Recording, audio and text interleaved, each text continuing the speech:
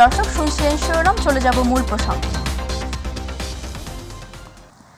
Dhaka medical college হাসপাতালে হামলার প্রতিবাদে জরুরি ও বহির্বিভাগ সহ বিভিন্ন বিভাগে কর্মবিরতি পালন করছেন চিকিৎসক ও কর্মচারীরা।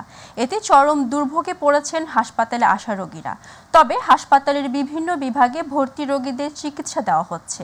গতরাতে হাসপাতালে হামলার ঘটনায় যথাযথ ব্যবস্থা নেওয়ার দাবিতে 24 ঘন্টার আলটিমেটাম দেন চিকিৎসক ও কর্মচারীরা। তবে তার আগে আজ সকাল থেকে কর্মবিরতি শুরু করেন তারা।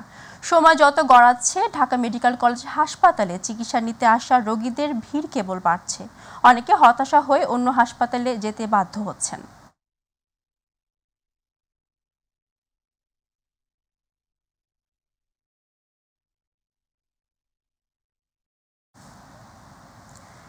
বর্ষা শেষে চারিদিকে ডেঙ্গুর প্রকোপ আবার বাড়তে শুরু করেছে। শনিবার স্বাস্থ্য অধিদপ্তর থেকে পাঠানো ডেঙ্গু বিষয়ক নিয়মিত প্রতিবেদনে বলা হয়েছে, গত 24 ঘন্টায় ডেঙ্গুতে আক্রান্ত হয়ে 4 জনের মৃত্যু হয়েছে। এ সময় নতুন করে আক্রান্ত হয়ে হাসপাতালে ভর্তি হয়েছেন 346 জন। চলতি বছর এখন পর্যন্ত ডেঙ্গুতে মৃত্যু হয়েছে 83 জনের এবং হাসপাতালে ভর্তি হয়েছেন 12,141 জন।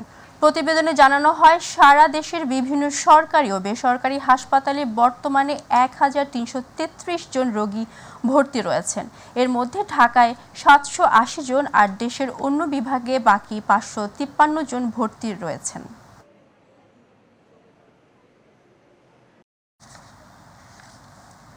সাবেক ডাক ও টেলিযোগাযোগ ও তথ্য প্রযুক্তি প্রতিমন্ত্রী জুনায়েদ আহমেদ পলক ও সাবেক ডেপুটি স্পিকার শামসুল হক টুকু সহ গ্রেফতার 6 জনকে 4 হত্যা মামলায় আবারও রিমান্ডে দিয়েছেন আদালত।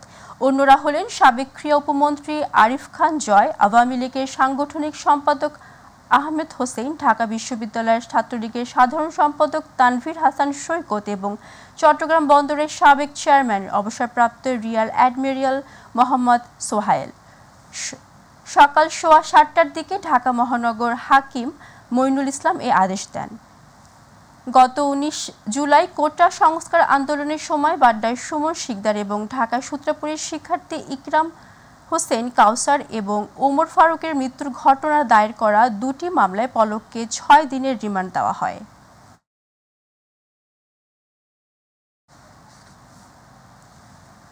গোপালগঞ্জের কাশিয়ানীতে বাস ট্রাক সংঘর্ষে 5 জন নিহত হয়েছেন। এ দুর্ঘটনায় আহত হয়েছেন 20 জন। সকাল 8টার দিকে কাশিয়ানী উপজেলার মাঝঘাটিতে এ দুর্ঘটনা ঘটে। ভাঙ্গা হাইওয়ে থানার উপপরিদর্শক আব্দুল আল বাকি বিষয়টি নিশ্চিত করেছেন। তিনি বলেন, ট্রাকটির সামনের অংশ দুমড়ে মুচড়ে যায় এবং ট্রাকটি নিয়ন্ত্রণ হারিয়ে খাদে পড়ে যায়। এতে দুর্ঘটনাস্থলে 5 জন নিহত হন এবং আহত হন 20 জন। আহতদের উদ্ধার করে হাসপাতালে পাঠানো হয়েছে। তাৎক্ষণিকভাবে হতাহতদের নাম পরিচয় পাওয়া যায়নি।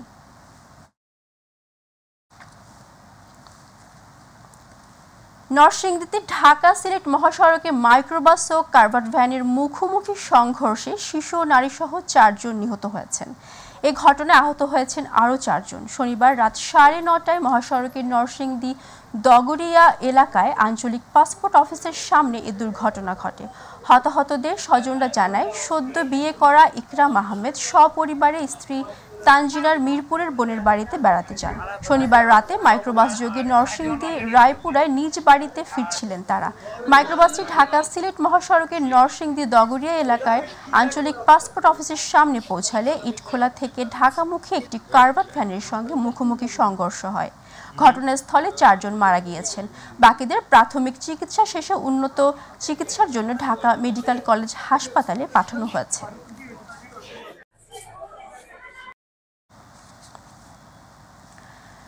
বাংলাদেশ জাতীয়তাবাদী দল বিএনপির 46তম প্রতিষ্ঠা বার্ষিকী আজ। 1978 সালের 1 সেপ্টেম্বর প্রেসিডেন্ট জিয়াউর রহমান বাংলাদেশি জাতীয়তাবাদীদের যৌথবদ্ধ শক্তি মঞ্চ হিসেবে এই দল গঠন করেন।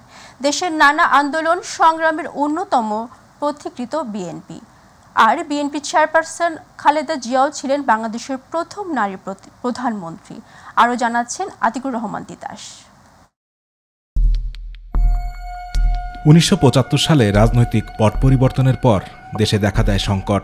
এরপর সেপাই জনতার একতায় বীর মুক্তিযোদ্ধা জিয়াউর রহমানের উপর দেশ শাসনের দায়িত্বভার অর্পিত হয়। 1978 সালের জুনে প্রত্যক্ষ নির্বাচনে প্রেসিডেন্ট নির্বাচিত হন জিয়াউর রহমান। তিনি ফিরিয়ে দেন গণতন্ত্র, সংবাদপত্রের স্বাধীনতা, অর্থনৈতিক মুক্তি ও জাতীয় ঐক্য। এরই ধারাবাহিকতায় 1978 সালের 1 সেপ্টেম্বর জিয়াউর রহমান গড়ে তোলেন বাংলাদেশ জাতীয়তাবাদী দল বিএনপি। দেশের এক প্রান্ত থেকে অন্য প্রান্তে ছুটে গিয়ে জিয়াউর রহমান বিএনপিকে শক্তিশালী করে গড়ে তোলেন। 1979 সালের ফেব্রুয়ারি সাধারণ নির্বাচনে বিএনপি 300 আসনের মধ্যে 220টি আসন লাভ করে। সে সময় জিয়াউর রহমানের 19 দফা কর্মসূচি জাগরণ তৈরি করে সাধারণ মানুষের মাঝে। মাত্র কয়েকদিনের মধ্যেই বিভিন্ন ক্ষেত্রে এগিয়ে যায় দেশ। এই গ্রামের প্রত্যেকটি লোক, মেয়ে লোক কাজে ব্যস্ত থাকবে, মেয়েরা ঘরে কুটির শিল্প করবে এবং তাদের পরিবারের আয় বৃদ্ধি করবে। কিন্তু 1981 সালের 30 মে চট্টগ্রাম সার্কিট হাউসে বিএনপির প্রতিষ্ঠাতা প্রেসিডেন্ট জিয়াউর রহমান কুচক্রী সেনা সদস্য কর্তৃক নিহত হন। স্বামীকে হারিয়ে 2 সন্তানকে নিয়ে যখন নতুন করে বাঁচার স্বপ্ন দেখছিলেন, তখনই দলের হাল ধরতে হয় জিয়াউর রহমানের সহধর্মিণী বেগম খালেদা জিয়াকে। 1982 সালের 3 জানুয়ারি একজন সাধারণ গৃহবধূ থেকে রাজনীতিতে আসেন প্রেসিডেন্ট জিয়াউর রহমানের স্ত্রী বেগম খালেদা জিয়া। 1990 সালে বেগম খালেদা জিয়ার নেতৃত্বে স্বৈরাচারী এরশাদ সরকারের বিরুদ্ধে সরকার পতনের এক দফা আন্দোলনের ডাকে দেশের মানুষ রাজপথে নেমে আসে। ফলে এরশাদ 1990 সালের 6 ডিসেম্বর ক্ষমতা ছাড়তে বাধ্য হন। নানা আন্দোলন সংগ্রামের পর বেগম খালেদা জিয়ার নেতৃত্বে দেশ পরিচালনার দায়িত্ব পায় বিএনপি। 1991 সাধারণ নির্বাচনে বেগম খালেদা জিয়া আপসহীন নেতৃত্বে সংখ্যাগরিষ্ঠ আসন লাভ করে দেশের প্রথম নারী প্রধানমন্ত্রী নির্বাচিত হন। 2001 সালের 1 অক্টোবর সাধারণ নির্বাচনে বিএনপি বিপুল সংখ্যাগরিষ্ঠতা লাভ করে নির্বাচিত হয় এবং বিএনপি চেয়ারপারসন বেগম খালেদা জিয়া প্রধানমন্ত্রী নির্বাচিত হন। তবে 2007 সালের 1/11 পর আবারও সংকটে পড়ে বিএনপি। দীর্ঘ 1 বছর কারাভোগের পর মুক্তি পেয়ে আবারও দলকে সুসংগঠিত করে তোলেন বেগম খালেদা জিয়া। তবে গত 1 যুগের বেশি সময় ধরে প্রতিকূল সময় পার করেছে দলটি। 2018 সালের 8 ফেব্রুয়ারি বেগম জিয়া কারাগারে যাওয়ার পর দলের ভারপ্রাপ্ত চেয়ারম্যানের দায়িত্ব লাভ করেন লন্ডনে বসবাসরত দলের senior vice chairman Tarique Rahman. তার প্রচেষ্টায় দলকে তৃণমূল থেকে কেন্দ্র পর্যন্ত ঢেলে সাজানোর কাজ করছেন দলটির মহাসচিব মির্জা ফখরুল ইসলাম আলমগীর সহ সর্বস্তরের নেতৃবৃন্দ। গত 5 আগস্ট ছাত্র জনতার গণঅভ্যুত্থানে আওয়ামী লীগ সরকারের পতন ও শেখ হাসিনা পদত্যাগ করে দেশ ত্যাগের পর দায়িত্ব নেয় ডক্টর ইউনূসের নেতৃত্বাধীন অন্তর্বর্তী সরকার। এরপরই খালেদা জিয়াকে কারামুক্ত ঘোষণা করা হয়, যা প্রাণের সঞ্চার ঘটায় দেশের গণতন্ত্রকামী মানুষের মাঝে। দেশের পরিবর্তিত পরিস্থিতিতে বর্তমানে বিএনপি সাংগঠনিকভাবে বেশ তৎপর। তারাও চায় দেশের রাজনৈতিক ও কাঠামোগত সংস্কারের পর একটি সুষ্ঠু নির্বাচন। দেশের মানুষও প্রত্যাশা করে অন্যতম বৃহৎ রাজনৈতিক দলটি সুস্থ ধারার রাজনীতি সুসংগঠিত করবে। আতিকুর রহমান তিতাস, মাই টিভি। দেশ স্মরণকালের অন্যতম ভয়াবহ বন্যায় ক্ষতিগ্রস্ত হওয়ায় কেন্দ্রীয়ভাবে কোনো প্রতিষ্ঠাবার্ষিকীর আয়োজন করছে না বাংলাদেশ জাতীয়তাবাদী দল বিএনপি। তবে আঞ্চলিক সংগঠনগুলো বানভাসীদের পাশে দাঁড়ানো সহ নানা কর্মসূচি হাতে নিয়েছে। রংপুর থেকে বিএনপির স্থানীয় কর্মসূচির সর্বশেষ পরিস্থিতি জানাবেন প্রতিনিধি মাহমুদুল হাসান। মাহমুদুল, রংপুরে আজ বিএনপির কি কর্মসূচি রয়েছে জানাবেন আমাদের।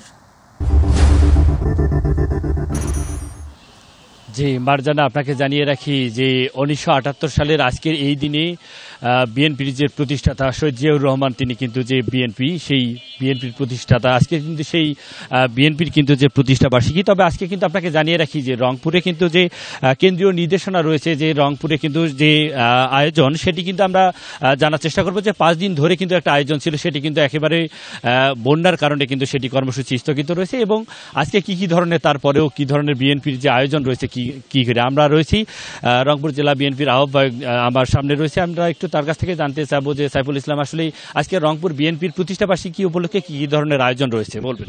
বিসমিল্লাহির রহমানির রহিম। বাংলাদেশ জাতীয়তাবাদী দলের 46তম প্রতিষ্ঠাবার্ষিকী উপলক্ষে বাংলাদেশ জাতীয়তাবাদী দলের কেন্দ্রীয় একটি ঘোষিত কর্মসূচি ছিল। সেই কর্মসূচি আমাদের 5 দিনব্যাপী কর্মসূচি ছিল।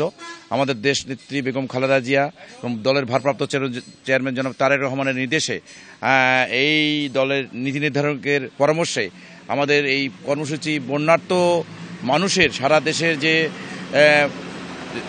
যে ভয়াবহ বন্যা, এই বন্যার দুর্যোগের মানুষের পাশে দাঁড়ানোর জন্য এই কর্মসূচিকে সম্পূর্ণভাবে ভিন্নভাবে উপস্থাপন করেছে। বিশেষ করে কর্মসূচি স্থগিত করেছে। বিশেষ করে আমরা এই অর্থটা আমরা এই প্রতিষ্ঠাবার্ষিকীতে আমরা ব্যয় করব, সেই অর্থটা আমরা বন্যার্ত মানুষের জন্য আমরা দলের ফান্ডে আমরা কালেকশন করে জমা দেওয়ার জন্য প্রস্তুতি নিয়েছি ইতিমধ্যেই।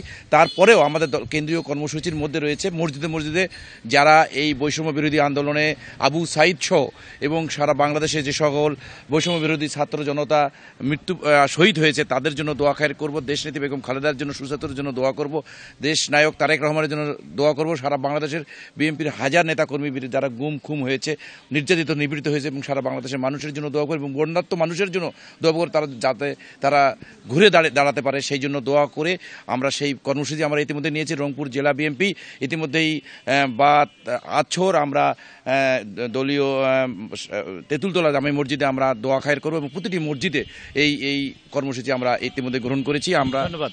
জি, যেমনটা শুনছিলেন যে মার্জানা, যে রংপুর জেলা বিএনপির আহ্বায়ক সাইফুল ইসলাম তিনি যেমনটা বলছিলেন যে কেন্দ্রীয় নির্দেশনা মোতাবেক যে বিএনপির প্রতিষ্ঠা বার্ষিকী সেটি কিন্তু স্বল্প পরিসরে সেই মসজিদে দোয়া মাহফিলের কিন্তু আয়োজন রয়েছে এবং বিশেষ করে যারা বন্যার্ত রয়েছে তাদের যে পাশে দাঁড়ানোর জন্য কিন্তু যে এই কর্মসূচির আওতায় যে অর্থ ব্যয় হতো সেটি কিন্তু আসলে এই বানভাসীদের জন্য ত্রাণ সহায়তার জন্য কিন্তু সেই ফান্ডে জমা করবেন। এবং তারপরেও কিন্তু আমরা দেখেছি যে এই বৈষম্য বিরোধী ছাত্র আন্দোলন থেকে শুরু করে যারা এই আওয়ামী লীগের শাসনামলে যারা আসলে নানাভাবে নির্যাতিত নিপীড়িত যারা হয়েছিল সেই মানুষগুলো যারা তাদের জন্য কিন্তু আসলে দোয়া মাহফিল হবে এমনটাই কিন্তু আমরা তথ্য জেনেছি। এই ছিল মার্জানা রংপুর থেকে বিএনপির আজকে প্রতিষ্ঠা বার্ষিকী উপলক্ষে যে আয়োজন রয়েছে এইটুকু ছিল আমার কাছে সর্বশেষ।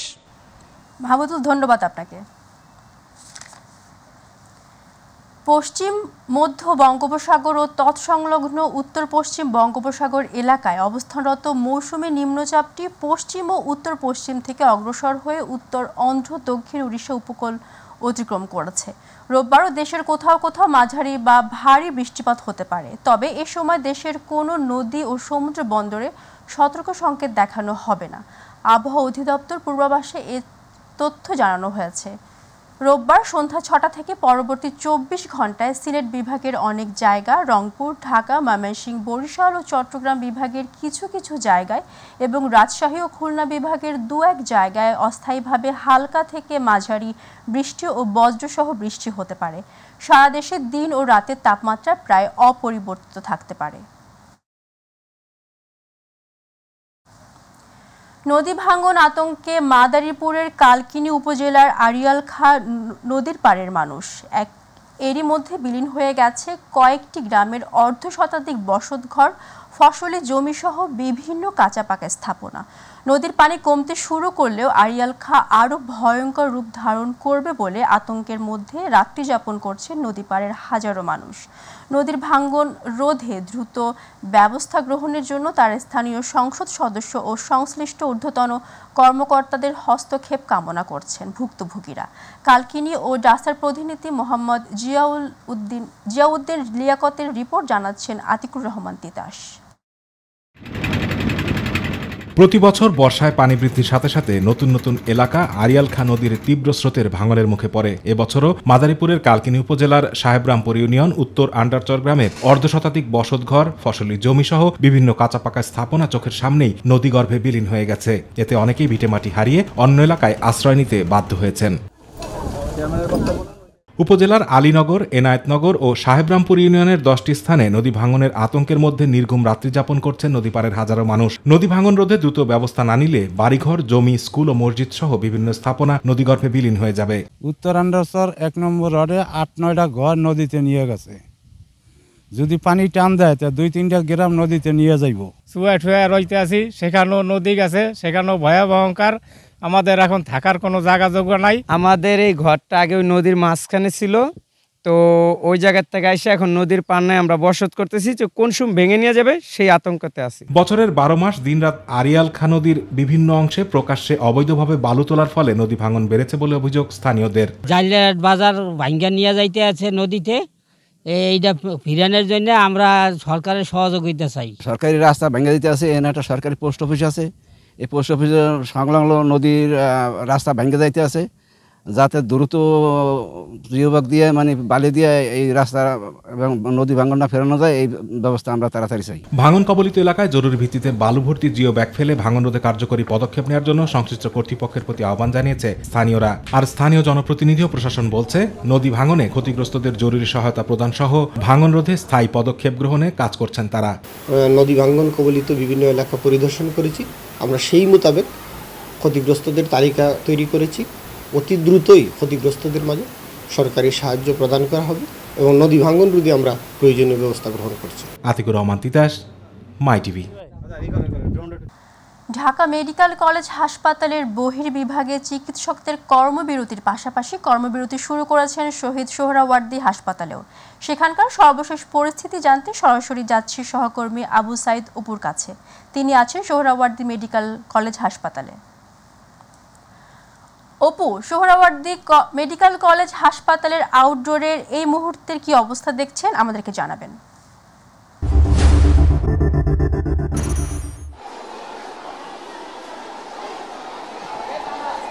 ধন্যবাদ আপনাকে। আপনার মাধ্যমে আমি একটু দর্শকদেরকে জানাতে চাই যে ঢাকা মেডিকেলের ঘটনার পরপরে কিন্তু আপনি জানেন যে ঢাকা মেডিকেলে দুই গ্রুপের সংঘর্ষে যারা চিকিৎসা নিতে এসেছিলেন তারা চিকিৎসা নিতে একটু বিলম্ব হওয়ার কারণে তারা চিকিৎসকদের উপর হামলা চালায়। এক ধরনের যারা এক শ্রেণীর দুর্বৃত্ত রয়েছেন সেই দুর্বৃত্তরা হামলা চালিয়ে সেখানকার ইমার্জেন্সি যে অর্থাৎ জরুরি বিভাগ রয়েছে সেটি আসলে ভাঙচুর করে। ভাঙচুর করার পরে কিন্তু তিনজন নিউরোলজি যে চিকিৎসক রয়েছেন তাদেরকে কিন্তু মানে বিভিন্নভাবে হামলা চালিয়ে তাদেরকে মানে আহত করা হয় এবং এই আহতের পরপরে কিন্তু যে মানে সেখানকার যারা চিকিৎসক রয়েছেন তারা কিন্তু চিকিৎসা থেকে কর্মবিরতি নিয়েছেন এবং বেশ কিছু কয়েকজন নার্স আছেন তারা যেসব জরুরি আসলে তাদের ক্ষেত্রে এই চিকিৎসা দিচ্ছেন। আরেকটি বিষয় না বললে নয় যে ঢাকা মেডিকেলের অত্যন্ত গুরুত্বপূর্ণ একটি বিষয় হচ্ছে আইসিইউ বিভাগ, সেখানে কিন্তু কোনো চিকিৎসক নেই, সেটি কিন্তু আমরা জেনেছি। তো এখন আসলে আমরা অবস্থান করছি ঢাকা শহীদ সোহরাওয়ার্দী হাসপাতালে। আমরা এখন জানতে চাই একজন ইন্টার্ন চিকিৎসকের কাছে, আপনাদের এই কর্মবিরতি আসলে কেন করছেন, আপনারা কি কারণে করছেন, ঢাকা মেডিকেলের ঘটনার প্রেক্ষিতে কি করছেন সারা দেশে? জি, আসলে হচ্ছে যে আপনারা ইতিমধ্যে জেনেছেন যে কালকে ডামেকে আমাদের ডাক্তারদের উপর ন্যাক্কারজনক হামলা হয়েছে। নিউরো সার্জারি ওটিতে হচ্ছে যে রিসবন্ড নিয়ে একটা পেশেন্টকে ওটি করানো হয়েছে। তারপরেও কিন্তু হচ্ছে যে উনি মারা যাওয়ার পর পরে হচ্ছে যে পেশেন্ট পার্টি এসে হচ্ছে ডাক্তারদেরকে হামলা করেছে। এর মধ্যে আমাদের এমএস রেসিডেন্টের এক ভাই ছিল, উনি মারাত্মকভাবে জখম হয়েছে, আহত হয়েছে। তো এরই প্রেক্ষিতে হচ্ছে যে ইন্টার্নরা হচ্ছে কর্মবিরতি পালন করতেছিল আর কি, যে 24 ঘন্টার ভিতরে যাতে যারা দোষী ওদেরকে হচ্ছে খুঁজে বের করে ওদেরকে হচ্ছে মানে আইনের আওতায় আনা হয় আর কি। এটার প্রতিবাদে হচ্ছে যে মেনলি কর্মবিরতিরা পালন করতেছে। আমরা মানে সারা বাংলাদেশে ইতিমধ্যে যেভাবে ডাক্তারদের উপর হামলার ঘটনা বেড়েই চলেছে, এর পরিপ্রেক্ষিতে আমাদের হচ্ছে কিছু দাবি, যেমন হচ্ছে যে চিকিৎসা সুরক্ষা আইন এটা যাতে খুব অতি দ্রুতই উন্নত বিশ্বে যেরকম ছিল আমাদের বাংলাদেশেও যাতে চিকিৎসা সুরক্ষা আইনটা হচ্ছে যে আমাদের সংসদে পাশ করা হয়। আপনারা তো 8 দফা দাবি দিয়েছেন এবং আপনারা বলেছেন যে এই ঘটনার 24 ঘন্টা আলটিমেটাম দিয়েছেন, যারা অপরাধী তাদেরকে একটা আইনের আওতায় আনতে হবে, তাহলে আপনার চিকিৎসকরা আপনাদের কর্মস্থলে ফিরবেন। এই বিষয়টাকে আসলে কীভাবে, যে আমাদের যে দাবিগুলো ছিল এগুলো তো অবশ্যই, তার মধ্যে প্রথম যেটা হচ্ছে সেটা হচ্ছে যে দোষীদেরকে যারা হচ্ছে কালকে এই হামলার সাথে জড়িত ছিল ওদেরকে হচ্ছে সিসিটিভি ফুটেজ দেখে যাতে তাড়াতাড়ি শাস্তির আওতায় আনা হয়, এটা হচ্ছে যে প্রথম প্রত্যাহার।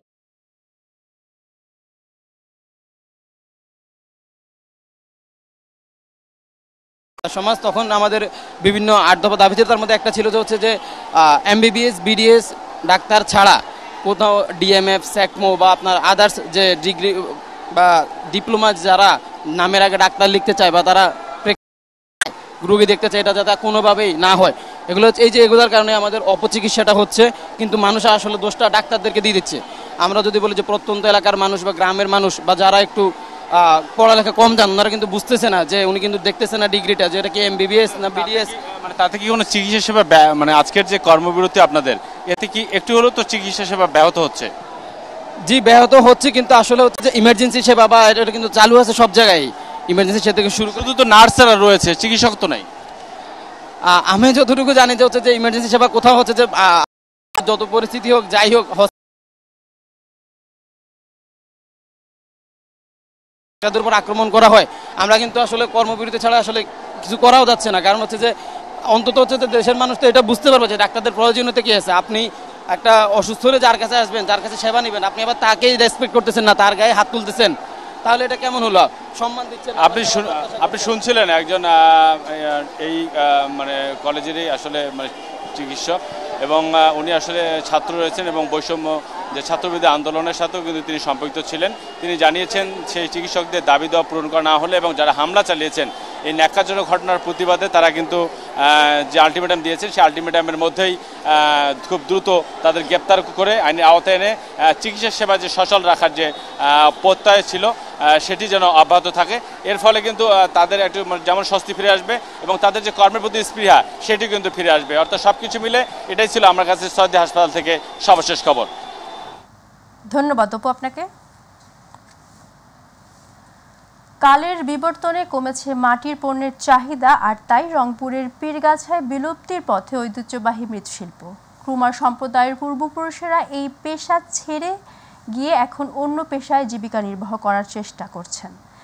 তাই এই শিল্পকে টিকিয়ে রাখতে ঋণ সহায়তা সহ প্রণোদনার দাবি মৃৎশিল্পীদের। পীরগাছার প্রতিনিধি খুরশিদ আলমের রিপোর্ট, জানাচ্ছেন ইলিয়াস কমল।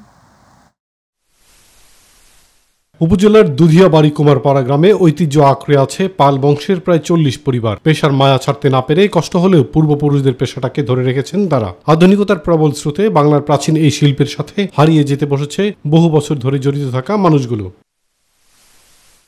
পালবাড়ির উঠান জুড়ে ছড়িয়ে ছিটিয়ে আছে কাদামাটির তৈরি তৈজসপত্র সহ নানা ধরনের খেলনাও। কুমাররা বলেন নার্সারির 300 টব তৈরি করতে 3 থেকে 4 দিন লাগে। বিক্রি হয় মাত্র 1000 থেকে 1200 টাকা। এর মধ্যে কাঁচামাল ও জ্বালানি খরচ থাকায় সব মিলিয়ে পুষিয়ে উঠতে পারেন না তারা। আগে ব্যবসা আমাদের খুবই চলছিল, আগে ব্যবসা ভালো চলছিল, পয়সা করিয়ে আসলো। এখন উইয়াকে দিয়ে আমাদের জীবিত পালন হয় না। আগে খুব প্যাকেট হয়েছিল, এখন আর সেরকম প্যাকেট নাই। আমরা আগে মাটি নিছিল, এক গাড়ি 1 কাঁকড়া মাটি নিছি 700-800 টাকা বসছে। এখন 1 কাঁকড়া মাটি নিতে যাই 5000 টাকা খরচ পড়ে। 1200-1300 যদি বিক্রি করি এলে খরচ হিসেব করে দিই, আমাদের 1 টাকাও টেকে না। তা আমরা কিভাবে এভাবে জীবন খালি কোনো মতে জীবন চলতেই যায় না। আমাদের জিনিসের মূল্যায়নগুলো কমে গেছে, আমরা ঠিকভাবে মূল্য পাচ্ছি না। ভালো একটা স্কুলে আমাদের বাচ্চা কাচ্চা গেলে মানে শিক্ষা প্রতিষ্ঠানে দিতে পারতেছি না। আমরা বলতে চাই সরকারের কাছে যে আমাদের এই কুটির শিল্প কুমারী মাটির ব্যবসা যদি সরকার আমাদের দিকে উদ্যোগ নেয় তাহলে আমরা হয়তো এই 40টি পরিবারে আমরা সফলভাবে চলতে পারবো। স্থানীয় সমাজসেবা কর্মকর্তা জানান অধিদপ্তর অসহায় ও অনগ্রসর জনগোষ্ঠীর জীবনমান উন্নয়নের জন্য কাজ করছে। এই প্রকল্পের আওতায় মৃৎশিল্প ধরে রাখার চেষ্টাও চলছে। এরই মধ্যে জরিপ করে তালিকা পাঠানো হয়েছে। তাদের সন্তানদের জন্য শিক্ষা উপবৃত্তি প্রদান সহ অন্যান্য ভাতা কার্যক্রমও চালু আছে। এই তালিকাগুলো আমরা অলরেডি অধিদপ্তরে পাঠিয়েছি। তা আমরা আশা করি যে এর উপর বেসমেন্ট করে যেখানে সংখ্যাটা কি রকম এই প্রকল্পটা গঙ্গাচড়ায় হয়েছে, পীরগাছায় খুব শীঘ্রই হবে। সমাজসেবা অধিদপ্তরের সুবিধা পেলে কুমারদের দুরবস্থা কিছুটা কমে আসবে বলে মনে করেন স্থানীয় উপজেলা নির্বাহী কর্মকর্তা। উপজেলা পর্যায়ে আসলে খুব বড় পরিসরে করার সুযোগ নেই, এটা একটি বড় সরকারি সিদ্ধান্তের ব্যাপার। এ ব্যাপারে আলোচনা হচ্ছে, আশা করি আমরা একটা ভালো খবর পাবো। সরকারি পৃষ্ঠপোষকতার মাধ্যমে এই শিল্পকে আধুনিকায়ন করা গেলে বিদেশে রপ্তানি করার মাধ্যমে যেমন বৈদেশিক মুদ্রা অর্জন সম্ভব, তেমনি সুরক্ষিত হতে পারে দেশের কুমার শিল্পের সাথে সম্পৃক্তরা, এমনটাই মনে করেন সংশ্লিষ্টরা। ইলিয়াস কমল, মাই টিভি। দর্শক এতক্ষণ সঙ্গে থাকার জন্য ধন্যবাদ। এছাড়া ইউটিউবে মাই টিভির সংবাদ পেতে ভিজিট করুন youtube/mytvbd এবং আমাদের প্রতিদিন অনুষ্ঠান দেখতে ভিজিট করুন youtube/mytvbangla, facebook/mytvbangla। আল্লাহ হাফেজ।